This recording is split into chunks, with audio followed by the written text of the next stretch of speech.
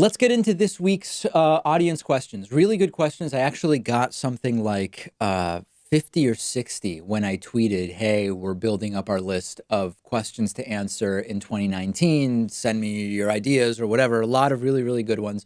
Want to start with three that we picked out for this week. First one is, hey, David, you have to follow news and politics closely because of what you do. Is following news and politics that closely toxic and bad for your health? I think it kind of is in a way. I mean, so here's the thing. There's people in my life, including my mom, who loves to talk about politics, who get a little bit annoyed with me when I will go over when I visit Western Massachusetts to her place for dinner or meet with other people, and they say, "Hey, look, did you see what Trump is doing or whatever?"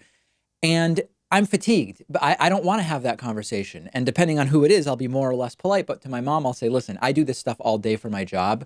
I'm out here visiting. I'm sort of like on vacation. I don't really want to talk about politics right now. And then, of course, after we argue about that for 15 or so minutes, we move on to a different topic. And I am sort of self-selecting out of political discussion and conversations in almost all circumstances other than when I'm doing the show and preparing for the show, because I think that there is a certain level of toxicity. And there's sort of sometimes two opposing views on this issue. There's those who say everything that is happening in news and politics is of utmost importance, and we need to be keyed in and clued into it 100% of the time. The other side is the movement that says, listen, it's not even worth paying attention to the day-to-day of the news and what takes place.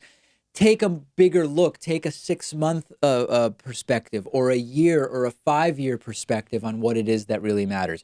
I tend to be in the middle. I actually do think that there is value to being aware of what it is that our elected officials are doing on an ongoing basis, because if you're taking the 1-year perspective, you are selecting out of even potentially influencing what the outcomes are of what our elected officials are doing if you're not even hearing about stuff until months or a year after it happens. That being said, what I do is during the weekends, I stop watching news, I stop reading news, I stop paying attention to what's going on politically.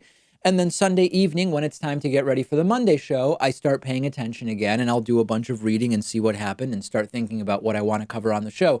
But I do think that the nonstop exposure to anything, right? Even if your field is, I don't know, if you teach accounting, you can't be reading and talking about and doing accounting all the time. There needs to be a break from that. And I think that both for people who are working in the field like me and people who aren't and are just observers of what's going on in the world, you've got to have a break because otherwise it does get toxic. I think that there probably is some negative health effect to it.